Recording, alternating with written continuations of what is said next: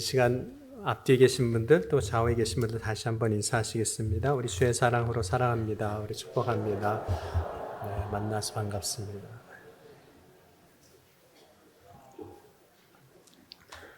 오늘부터 새 사람이라는 주제로 함께 말씀을 전하겠습니다. 오늘 우리가 살아간다는 것이 어떤 것일까요? 우리의 삶을 정의할 때 우리는 어떤 삶을 살아가고 있는가 하는 것입니다.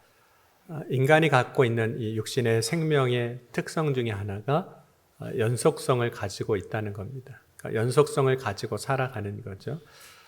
생명을 가진 모든 존재는 연속성 위에 있습니다. 만약 그 연속성이 끊어진다면 그것은 그 생명을 다했다라는 의미입니다. 생명이 연속성을 갖고 있기 때문에 어제의 나와 그리고 오늘의 나를 같은 존재로 보는 겁니다. 그리고 오늘의 나와 또 내일의 나를 또한 같은 존재로 사람으로 보는 거죠. 그런데 우리는 연속성 위에 있지만 매일매일 변합니다. 우리의 신체가 변하죠. 우리의 신체는 늙어지고 혹은 어렸을 때는 성장하고 또 성경적인 표현으로 보면 점점 낡아집니다. 그래서 사도 바울은 우리의 겉사람은 낡아진다라고 고백을 합니다. 그러나 우리의 이 겉사람은 낡아질 수밖에 없지만 속사람은 그렇지 않을 수 있습니다. 우리 고린도후서 4장 16절 말씀 보면 그러므로 우리가 낙심하지 아니하노니 우리의 겉사람은 낡아지나 우리의 속사람은 날로 새로워지도다. 그러니까 우리의 속사람은 새로워질 수 있습니다. 속사람이 새로워지는 것, 그것이 새 사람이 되는 것입니다. 그렇다면 속사람이 새롭게 된다는 것은 어떤 것일까요? 모든 사람이 다 육체를 갖고 있습니다. 그리고 육체가 보여주는 모습이 있습니다. 지금 저와 여러분이 서로를 보면서 보는 모습, 그것이 이제 겉사람의 모습입니다.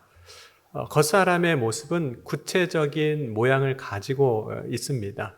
그래서 우리가 그 모양을 보고 이제 누군지 분별을 하게 되죠. 또 겉사람이 구체적인 모양을 갖고 있기 때문에 어떻다, 그 사람에 대해서 설명하기가 또 이야기하기가 비교적 쉽습니다.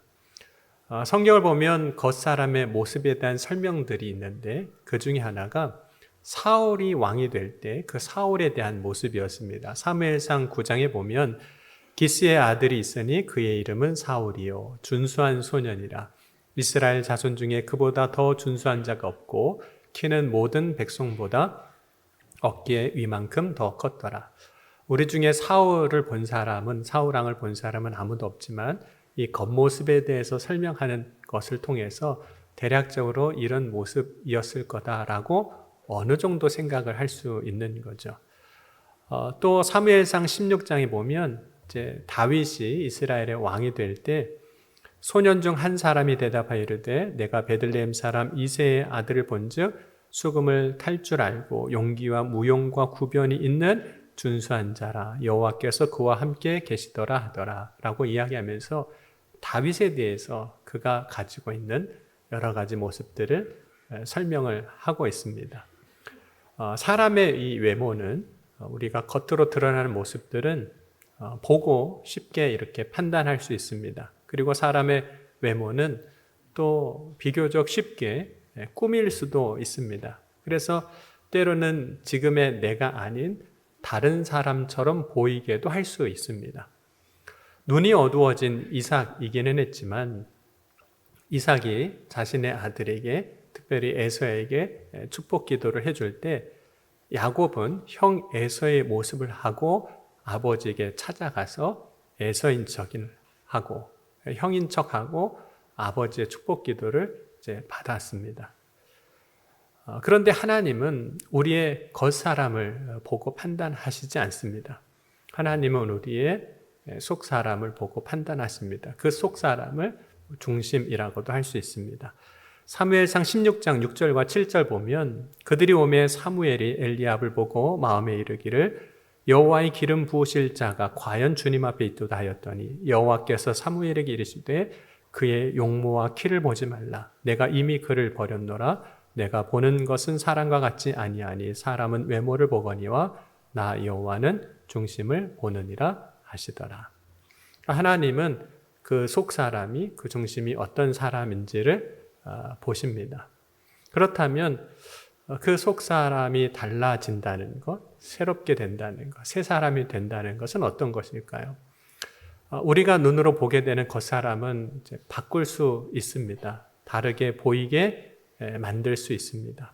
예를 들어서 어떤 때 옷만 바꿔 입어도 다른 사람처럼 보일 수도 있어요. 왜냐하면 사람이 다 각자 자기 스타일이 있거든요. 그래서 스타일대로 옷도 있는데 어떤 때는 옷만 한번 바꿔버리면 그 스타일이 없어지니까 다른 사람처럼 보이게 할 수 있습니다. 그러나 옷이 바뀌어진 것뿐이지, 옷을 바꿔 입은 것뿐이지 실제로 그 사람이 변한 건 아닙니다. 옷은 바꿀 수 있어요. 또 옷은 다르게 보이게 할 수 있습니다. 사람의 중심이 바뀌지 않으면, 우리의 속사람이 바뀌지 않으면 사람은 바뀌지 않은 겁니다. 속사람이 바뀐다는 것, 변한다는 것, 우리의 중심이, 마음이 바뀌는 거죠. 그렇다면 우리의 마음 어떻게 바꿀 수 있을까요? 우리의 마음이 바뀌려면 그 마음을 바꾸게 하는 무엇인가가 사실 있어야 하거든요. 그러니까 마음을 바꾸게 하는 어떤 원인, 이유가 될 수 있죠. 또 혹은 그 마음을 바꾸게 하는 힘이 있어야만 하는 겁니다. 그런데 사람의 마음을 바꾸게 하는 그 원인이나 힘이 우리 안에 있지 않다는 겁니다. 우리 안에서 만들어지지 않는다는 거예요. 왜냐하면 인간의 의지로는 그게 잘 만들어지지 않습니다. 우리가 연초에 늘 경험하는 게 있잖아요. 이제는 작년처럼은 안 살 거야. 그리고 작심 3일이 되는 거예요. 그러니까 의지는 있는데 바뀌지가 않는 거죠. 그러므로 결국 우리의 마음을 바꾸게 하는 힘이 우리 안에서가 아니라 사실 밖에서부터 와야만 한다는 거죠. 사도 바울은 그 밖에서부터 오는 힘 혹은 이유, 원인이라고도 할 수 있는데 그것을 이렇게 이야기합니다. 듣는 것이라. 에베소서 4장 21절 말씀을 다시 보면 진리가 예수 안에 있는 것 같이 너희가 참으로 그에게서 듣고 또한 그 안에서 가르침을 받았을진데. 그러면 예수 그리스도를 믿는 자들이 해야 할 중요한 일 가운데 하나가 하나님의 말씀을 듣는 것입니다. 왜냐하면 믿음에 관한 모든 것이 다 들음에서 시작이 됩니다. 로마서 10장 17절에 그러므로 믿음은 들음에서 나며 들음은 그리스도의 말씀으로 말미암느니라. 듣는 것은 동시에 그 말하는 사람, 말의 원인으로부터 가르침을 받는 행위가 되는 거죠. 그래서 듣는 것이 또 배우는 것이 됩니다. 우리가 하나님의 말씀을 듣게 될 때 우리의 마음을 바꿀 수 있는 힘을 그 말씀에서부터 얻게 되는 겁니다.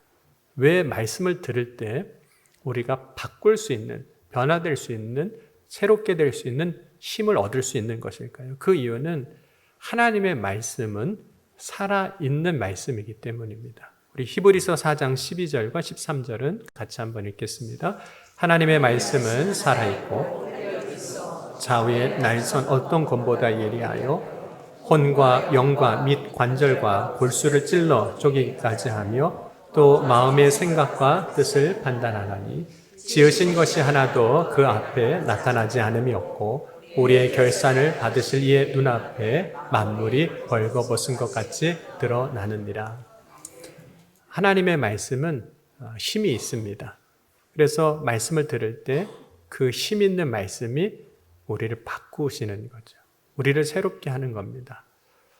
때로는 살아있는 말씀이 우리의 생각과 뜻이 얼마나 잘못되었다는 것을 명확하게 깨닫게 하십니다. 그래서 그때 우리의 마음과 생각과 판단을 바꿀 수 있는 거예요. 아, 내가 틀렸구나. 내가 잘못했구나. 내가 잘못 붙잡았구나. 알기에 바꿀 수 있는 거죠. 그럼 우리가 무언가를 이렇게 바꾸려고 할 때 혹은 변화를 주려고 할 때 기준이 필요합니다. 어떤 방향으로 바꿀지, 어떻게 바꿀지에 대한 기준이 필요합니다. 그런데 그 기준이 결국에는 하나님의 말씀이 되는 겁니다. 그래서 우리가 변화하려면 말씀을 듣는 일이 반드시 필요합니다. 말씀을 듣고 내가 어떻게 해야 하는지 말씀을 통해서 가르침을 받아야만 하는 겁니다. 그래서 우리가 정말로 새 사람이 되려면 말씀을 듣는 일이 첫 번째인 거죠. 그런데 이제 말씀을 듣고 이제 나 자신이 이제 바뀌어야 할 때 어떻게 바뀌어야 하는지는 알게 됐지만 그 변화를 위해서 거치게 되는 과정이 있습니다. 그것은 그동안 우리가 붙잡아왔던 삶의 기준으로 삼아왔던 것들을 버리는 거죠. 그러니까 기존의 것을 버리지 않고는 새로워지지가 않습니다. 그냥 그것을 계속 붙잡고는 새로워질 수가 없다는 거예요. 그래서 바울은 새 사람이 되기 위하여 버려야 할 것을 구습이라고 합니다. 옛사람이라고도 오늘 이야기합니다. 4장 22절입니다. 너희는 유혹의 욕심을 따라 썩어져가는 구습을 따르는 옛사람을 벗어버리고. 근데 바울이 새 사람이 되는 과정을 구습과 옛사람을 벗어버리는 것이라고 했는데 마음이 새로워지기 위해서 벗어버리는 일, 이 일이 있어야 한다는 거죠. 특별히 구습이라고 말하는 것, 이것이 벗어져야 하는 거죠. 그럼 구습이라고 말해지는 이것은 모든 인간이 가지고 있는 삶의 방식을 이야기하는 겁니다. 모든 사람에게는 삶의 작동 방식이 있어요. 자기 나름대로의 삶의 작동 방식이 있는 거예요. 그 삶의 작동 방식은 우리가 어떤 것을 결정하게 하고 행동하게 하는 기준이 되는 겁니다. 더 구체적으로 말하면 구습이란 때로는 다른 사람을 다루는 방식이기도 해요. 여러분, 사람마다 인간관계를 맺는 방식이 다 다릅니다. 사람을 다루는 방식이기도 해요. 구습이란 우리가 행동하는 그 모습 그 자체이기도 해요. 우리가 살아갈 때의 삶의 모습 그 자체입니다. 그리고 삶의 결과물이기도 해요. 구습이라고 말해지는 것에서 인간의 삶의 작동 방식 중에 가장 중요한 원인이 하나 있는데 그것이 뭐냐면 인간의 욕심입니다. 사람이 어떤 방식으로 작동하냐면 자기의 욕심을 따라 작동을 해요. 그리고 욕심을 따라 살아갈 때 그 삶의 결과는 결국은 죄입니다. 그럼에도 불구하고 그렇게 살아요. 그래서 구습을 따라 살아갈 때 사람은 죄인으로밖에 살아갈 수가 없습니다. 야고보서 1장 15절에 보면 욕심이 잉태한 즉 죄를 낳고 죄가 장성한 즉 사망을 낳느니라. 그럼에도 불구하고 욕심을 따라 살아가는 이유, 그것을 자기의 삶으로 붙잡는 이유는 그 욕심을 따라 살아갈 때 비로소 자기가 원하는 만족을 얻기 때문입니다. 이 만족은 인간의 죄인된 본성을 만족하게 하는 겁니다. 욕심을 따라 살아갈 때 얻는 만족은 쾌락이기도 해요. 기쁨이기도 하죠. 욕심을 따라 살아가는 인간의 모습이 그래서 여러 모습으로 이제 나타납니다. 가인이 이제 아벨을 죽일 때 하나님께서 가인에게 이렇게 말씀하십니다. 너는 죄를 다스리라는 거예요. 왜냐하면 죄가 너를 원하고 있기 때문에. 창세기 4장 7절에 내가 선을 행하면 어찌 낫을 들지 못하겠느냐? 선을 행하지 아니하면 죄가 문에 엎드려 있느니라. 죄가 너를 원하나 너는 죄를 다스릴지니라. 죄가 가인을 원한다는 것은 결국에는 가인의 마음 안에 일어난 욕심을 사실 이야기하고 있는 거죠. 가인의 마음 가운데 일어난 욕심이 동생 아벨을 시기하게 하고 미워하게 했고 결국은 죽이기까지 만듭니다. 그래서 결국에는 제가 원하는 것을 다 하게 돼요. 제가 원하는 것을 하는 거예요. 그래서 구습을 따라 사는 옛사람은 죄가 원하는 것을 하고 살아갈 수밖에 없습니다.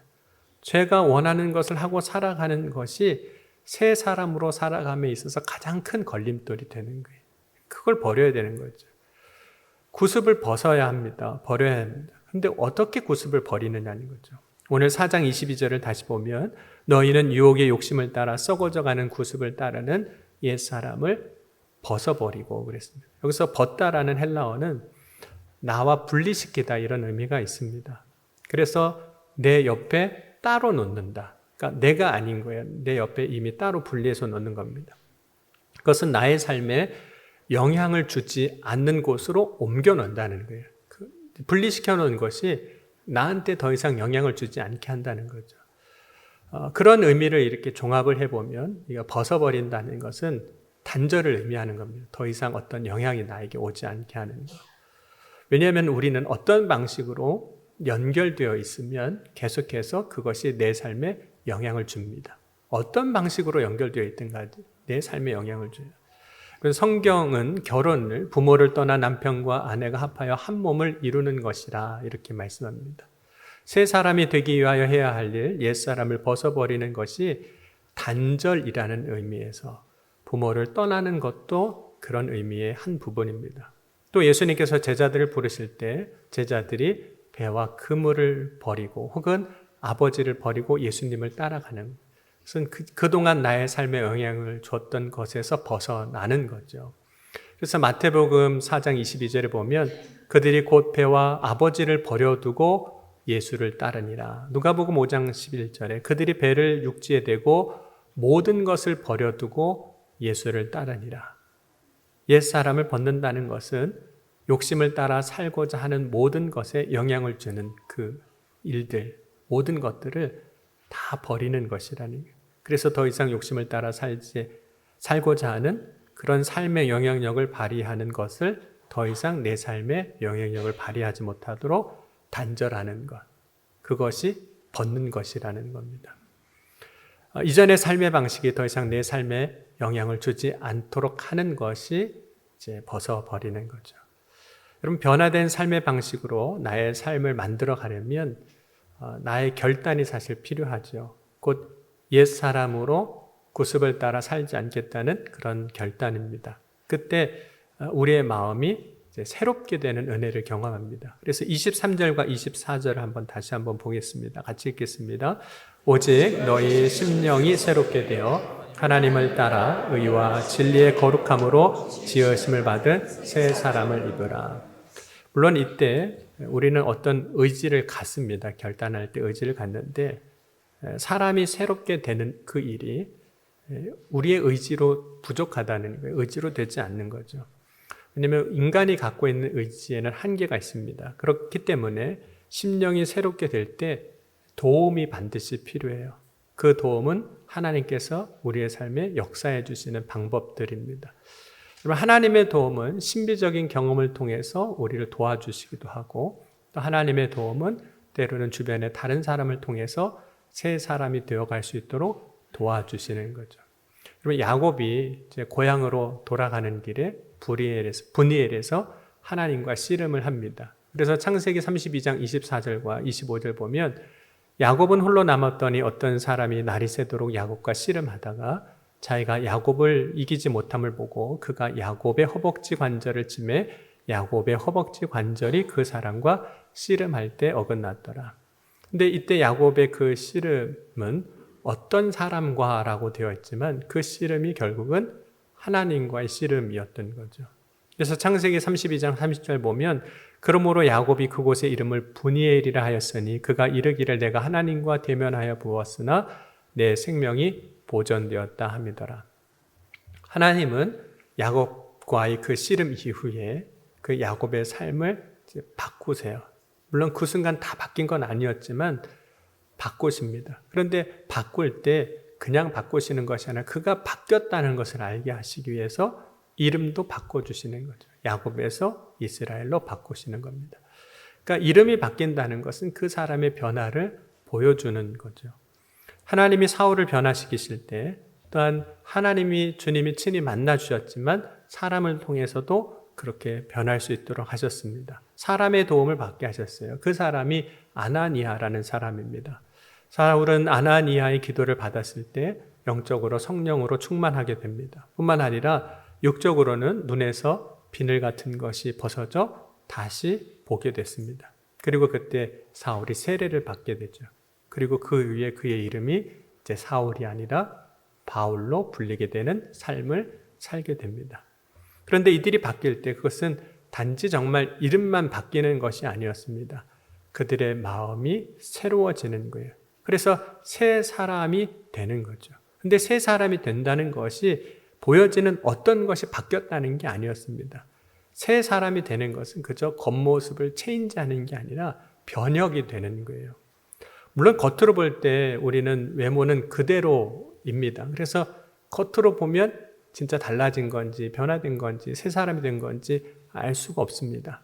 그러나 살아가는 삶의 중심이 바뀌었기 때문에 어느 순간 삶의 태도나 결과에서 그가 새 사람이 됐다는 것을 알게 되는 거죠. 그런데 여러분, 우리가 새 사람이 될 때 얼마나 많이 달라지는 걸까요? 새 사람이 되었다고 할 때 그 달라짐의 크기의 정도는 어느 정도 바뀌어야 새 사람이 됐느냐 하는 겁니다. 여러분, 새 사람이 되었을 때 그 변화의 모습을 설명하는 말씀이 있는데 우리 골로새서 3장 7절에서 10절 말씀은 같이 한번 보도록 하겠습니다. 너희도 전에 그 가운데 살 때에는 그 가운데 행하였으나 이제는 너희가 이 모든 것을 벗어버리라. 곧 분한과 노여움과 악의와 비방과 너희 입에 부끄러운 말이라.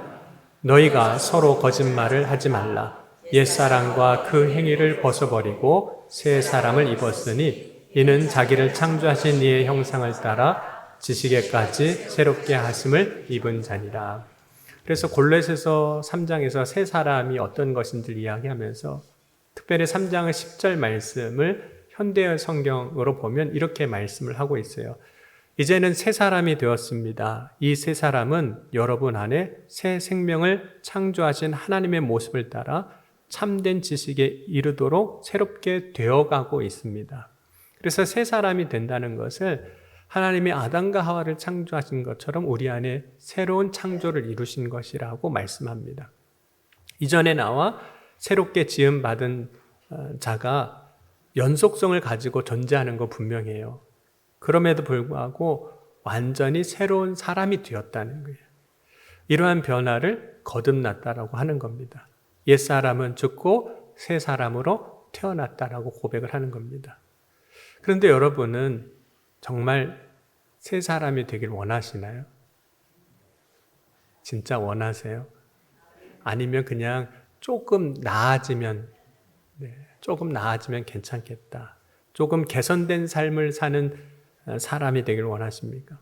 이 질문을 하는 이유는 우리가 살아갈 때 완전한 새 사람이 되기를 원하기보다는 지금보다 조금 나은 개선된 삶을 사는 사람이 되는 것을 원하는 경우가 많기 때문입니다. 우리의 삶에 있는 것들 중에 몇 가지만 조금만 바꾸어도 우리는 상당히 좋은 사람들이 될 수 있습니다. 신앙생활을 하면서 몇 가지만 변해도 다른 사람이 볼 때에는 좋은 사람이 되어 있습니다. 예수를 안 믿다가 신앙생활 시작한 사람 가운데 술, 담배 하지 않는 것만으로도 좋은 사람이 된 것처럼 보이잖아요. 또 주일 예배 빠지지 않고 온 가족이 함께 드리는 것만으로도 때로는 가정 안에서 좋은 사람으로 여겨지고 칭찬받을 수도 있습니다. 왜냐하면 그것이 또 다른 삶에 긍정적인 영향을 주기도 하기 때문인 거죠. 이러한 사람들, 예수를 믿고 그 삶이 조금씩 변한 것들이 다른 사람들에게 매력이 될 수 있고 호감이 되는 사람들이 될 수 있습니다. 만약 청년들이 예수를 믿고 그렇게 바뀌었다면 아마 좋은 교회 오빠가 될 겁니다. 그리고 자매들이 그렇게 바뀌었다면 교회 좋은 누나가 될 거죠. 어쩌면 신앙생활 하는 것이 다른 사람에게 호감 가는 사람이 되는 것으로 다른 사람에게 좋은 사람으로 여겨지는 것으로 충분하다라고 생각할 수도 있습니다. 그러나 새 사람이 되는 것은 단지 다른 사람보다 좋은 사람 혹은 호감이 가는 사람이 되는 것을 의미하지는 않습니다. 새 사람이 된다는 것은 심령이 새롭게 되어 하나님을 따라 의와 진리의 거룩함으로 지으심을 받은 자가 되는 거예요. 새롭게 만들어지는 거예요. 나의 존재 자체가 하나님 안에서 새롭게 만들어지는 겁니다. 새 사람이 된다는 것은 사람들에게 좋은 사람으로 보이는 사람이 되는 것이 아닙니다. 그런데 많은 사람들이 다른 사람에게 좋게 보이는 사람이 되는 것을 새 사람이 되는 것이라고 생각하고 그것을 목적으로 삼기도 합니다. 그러나 하나님은 우리를 진짜 새 사람으로 만들길 원하세요. 완전히 뒤집어 놓으시길 원하시는 거죠. 여러분, 새 사람이 된다는 것은 하나님과 같이 온전하여지는 것이기도 합니다. 하나님은 종종 우리를 향하여 완전하라 혹은 온전하라고 명령하셨습니다. 창세기 17장 1절에 아브라함에게 아브라함이 99세 때 여호와께서 아브라함에게 나타나서 그에게 이르시되 나는 전능한 하나님이라 너는 내 앞에서 행하여 완전하라. 신명기 18장 13절에 이스라엘 백성들을 향해 너는 내 하나님 여호와 앞에서 완전하라. 마태복음 5장 48절에 예수님 앞에 선 많은 사람들을 향해서 그러므로 하늘에 계신 너희 아버지의 온전하심과 같이 너희도 온전하라. 우리가 어떻게 온전해지고 완전해질 수 있겠습니까? 지금의 우리로서는 온전해지거나 완전해지는 것은 불가능해 보입니다. 그러나 그리스도 안에서 새 사람이 될 때, 그때 비로소 하나님이 인정하시는 완전함과 온전함을 이루게 하실 줄 믿습니다. 그리고 새 사람이 되는 일은 사람으로서는 할 수 없는 부분입니다. 그러나 하나님으로서는 능히 하실 수 있습니다. 그러므로 새롭게 됨을, 새 사람이 되는 것을 원하고 사모하는 저와 여러분이 될 수 있기를 주의 이름으로 간절히 소원합니다. 사람들로부터 좋은 사람이 되는 것이 아니라 하나님이 보실 때 인정할 만한 새로운 피조물로 다시 거듭날 수 있기를 주의 이름으로 간절히 축원합니다. 우리가 새 사람이 되길 원할 때 주님은 비로소 우리 가운데 친히 역사해 주셔서 우리를 새롭게 하여 주실 줄 믿습니다. 우리의 마음이 새롭게 되고 우리의 삶이 예수 그리스도 안에서 새롭게 되어서 하나님이 역사하시는 새 피조물로 온전히 세워져 나가는 저와 여러분이 될 수 있기를 주의 이름으로 간절히 축원합니다. 기도하시겠습니다.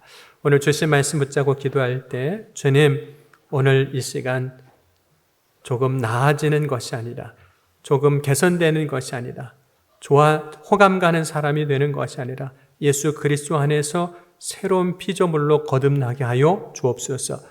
구습을 따라 사는 것이 아니라 옛사람을 따라 사는 것이 아니라 오직 하나님을 따라 의와 진리로 거듭나게 하여 주옵소서. 이 시간 온전히 주님 앞에 간구하오니 주여 역사하여 주옵소서. 이 시간 함께 기도하시겠습니다. 지금도 살아계시고 역사하신 하나님 아버지 감사합니다. 오늘 이 아침에도 온전히 새로운 삶을 살기를 원합니다. 주여 우리의 기도의 간구에 응답하시고 부르시고 구할 때 역사해 주셔서 새 사람이 되게 하여 주옵소서. 새로운 피조물로 거듭나게 하여 주옵소서. 주의 은혜의 영광이 오늘 이 시간 주님 앞에 예배하는 모든 이들 가운데 선포되고 증거되게 하여 주실 줄 믿습니다. 온전히 주님을 바라고 소망할 때 주여 한 사람 한 사람 가운데 그들 가운데 친히 역사하여 주시옵소서. 주여 이루어 주옵소서. 사랑의 주님 감사합니다. 오늘도 우리 가운데 역사하실 때 새 사람이 되게 하시고 새로운 피조물로 거듭나게 하여 주옵소서. 이 시간 간절히 원하오니 주님의 능력으로 변화시켜 주시고 주님의 권능으로 역사하여 주시옵소서. 오늘도 우리의 기도의 간구에 응답하시고 이루어 주신 줄 믿사오며 사랑이 많으신 우리 주 예수 그리스도의 이름으로 감사하며 간절히 기도하옵나이다. 아멘.